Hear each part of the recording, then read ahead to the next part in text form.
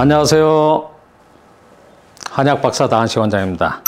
피부 질환을 치료하여 치료가 되었는데 얼마 지나지 않아서 또는 1 내지 2년이 지나서 또다시 예전과 같은 피부 증상이 발생하는 경우가 많아서 오늘은 피부 질환은 다른 질환에 비해서 재발률이 왜 높은지에 대해서 알려드리겠습니다.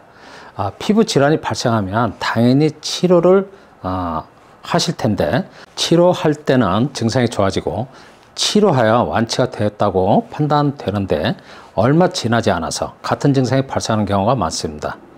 피부 질환이 재발된다는 것은 원인을 정확하게 치료하지 않았다는 의미로 해석할 수 있습니다. 치료 방법은 여러 가지 많은 방법이 있겠지만 근본적인 원인을 치료하지 못하고 일시적으로 증상을 완화시켜주기 위한 치료 방법으로 치료를 받았을 때 재발률은 당연히 높아지고 치료를 중단한 지 얼마 지나지 않아서 피부 질환이 다시 나타나는 것입니다. 피부 질환이 발생했을 때 피부과에서는 원인이 수만 가지여서 어떤 원인에 의해 발생하는지에 대해서 정확한 설명을 하시지는 않지만 치료 방법은 거의 비슷한 방법으로 치료하는 경우가 대부분이어서 어느 피부과를 가셔도 거의 같은 방법으로 치료를 받는 것으로 생각하시면 됩니다. 그런데 한의원 치료는 피부과처럼 규격화된 치료 방법은 아니고 한의원마다 피부 질환의 원인을 진단하는 방법도 다르고 치료하는 방법도 달라서 어떤 방법이 피부 질환을 치료하는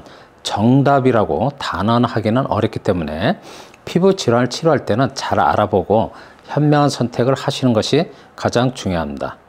피부 질환을 치료하여도 피부 질환이 치료되지 않아서 중간에 포기하시는 분들도 있고 치료를 하여 증상이 좋아졌는데 치료를 중단하고 나서 바로 증상이 또 다시 반복하여 나타나는 경우도 있고 치료를 하여 완치가 되었다고 판단했는데 얼마 지나지 않아서 또는 1 내지 2년이 지나서 증상이 재발되어 발생하는 경우가 있습니다. 제가 오늘 여러분들에게 알려드리고자 하는 내용은 완치가 되었는데 1 내지 2년이 지나서 증상이 재발하는 것에 대해서 말씀드리겠습니다.